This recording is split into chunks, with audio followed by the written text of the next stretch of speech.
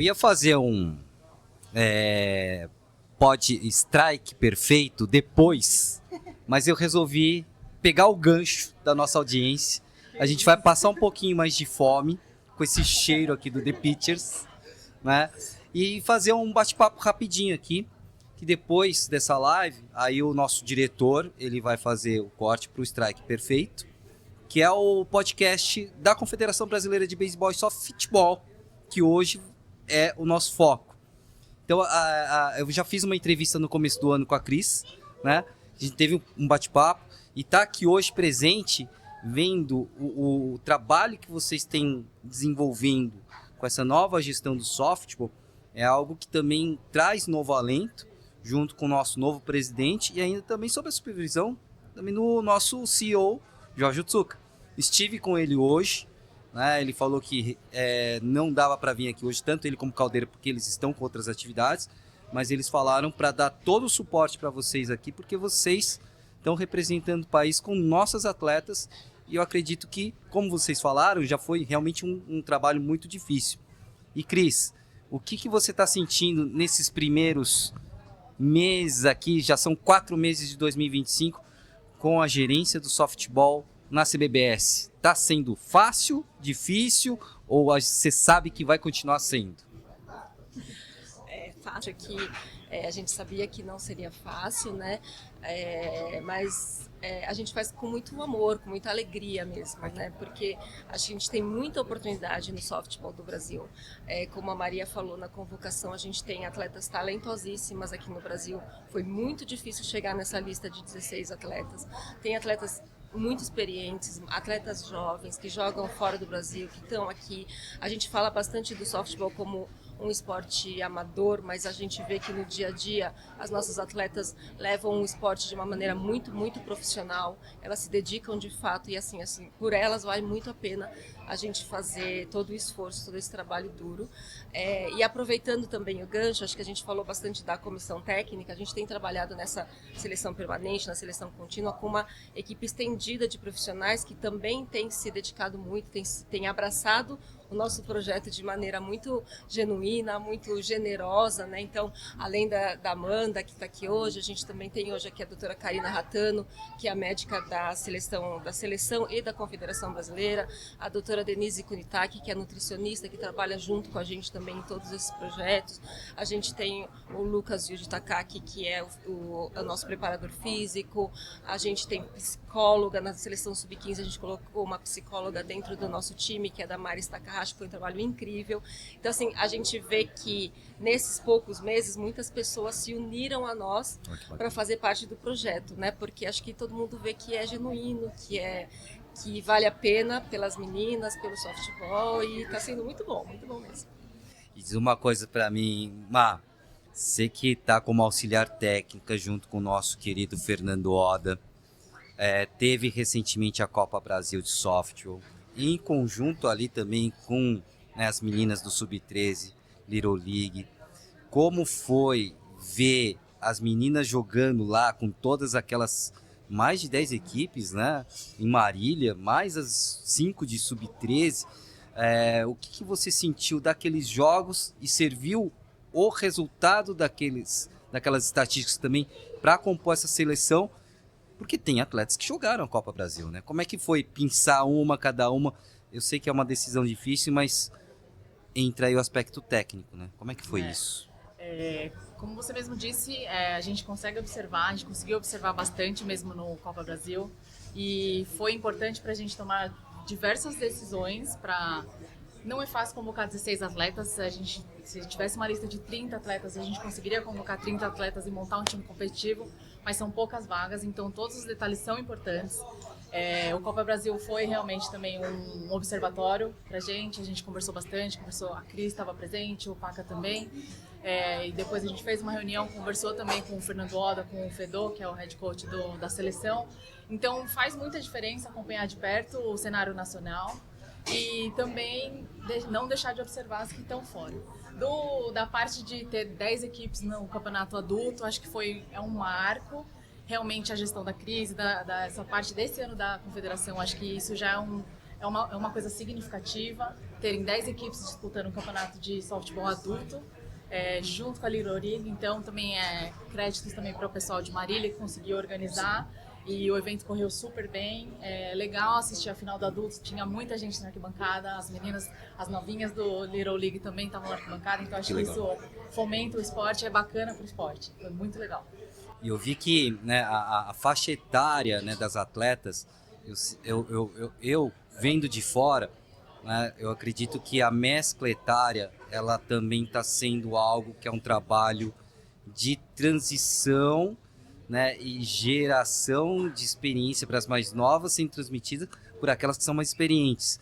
Isso está tendo um reflexo bem bacana e isso reflete também na comissão técnica, né? Como é que está sendo essa transição aí de experiência das mais experientes para as que estão chegando agora?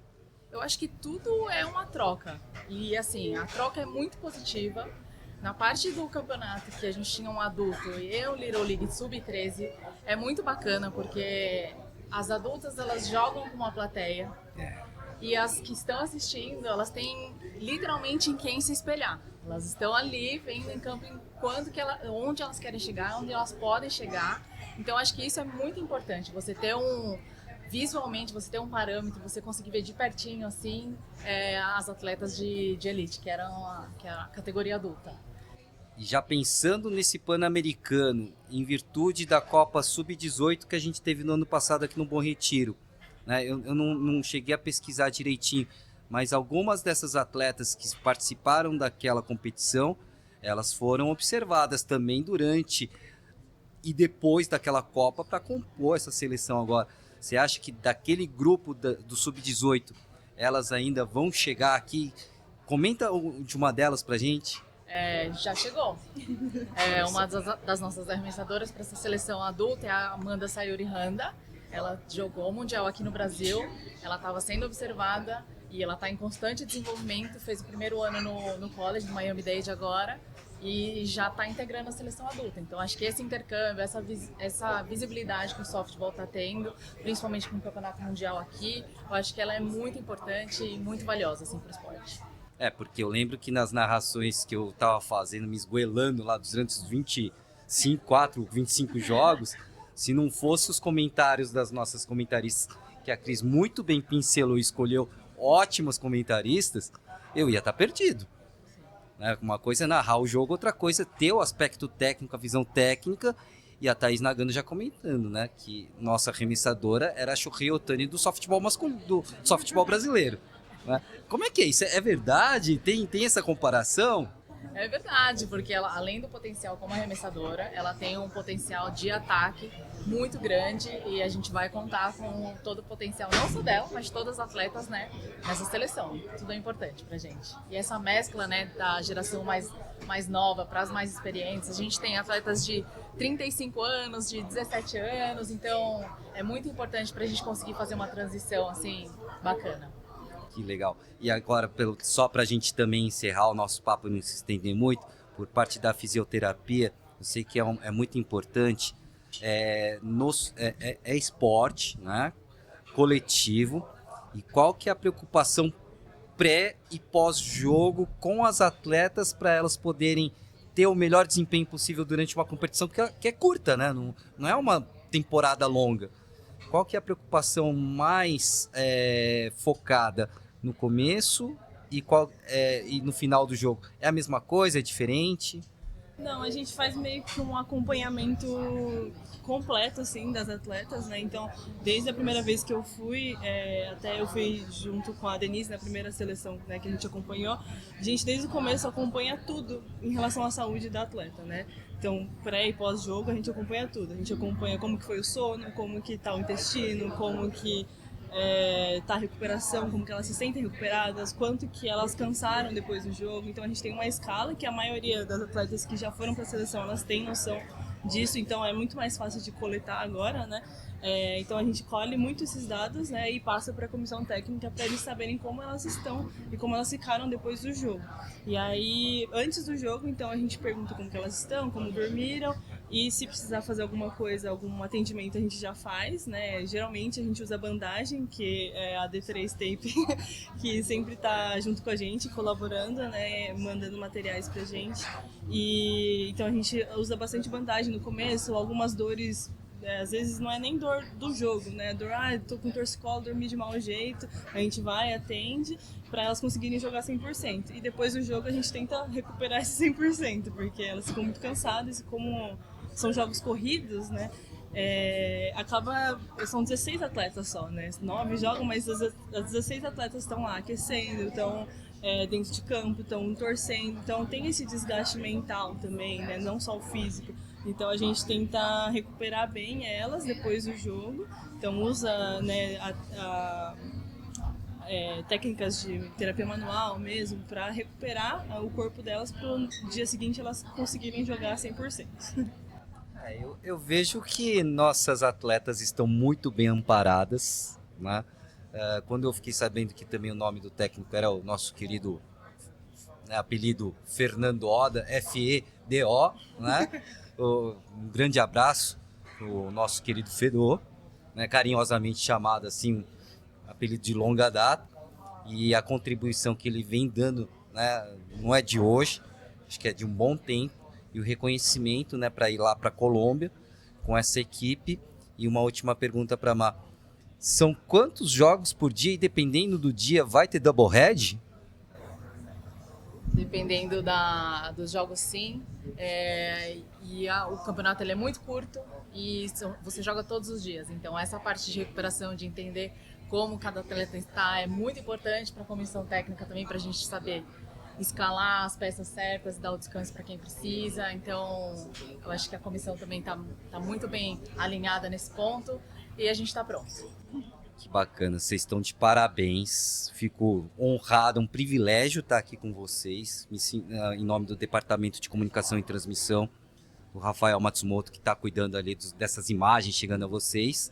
A gente ficou super honrado de receber esse convite, foi um preparo intenso com a Cris, que investiu aí um bom tempo para ser bem minuciosa, e o trabalho que está sendo desenvolvido, a gente está só na pontinha do iceberg.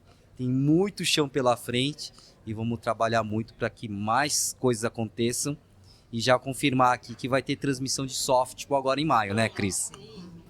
Pela primeira vez a gente vai fazer a transmissão de um campeonato de softball, né? Então, em maio a gente vai ter o Taça Brasil Sub-16, que vai ser transmitido, assim como a gente tem feito com os jogos de beisebol, vai ser muito bacana.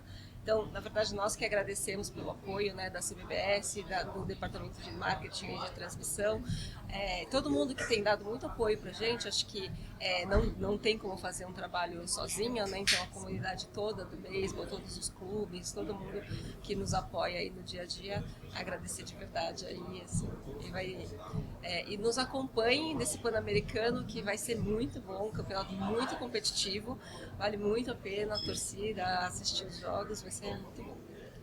É um trabalho em conjunto, softball é um esporte coletivo e nada mais justo do que dentro da entidade e das modalidades que andam juntas, visando já 2028, né? Fica nosso todo o desejo de um excelente campeonato, que bons frutos venham de lá.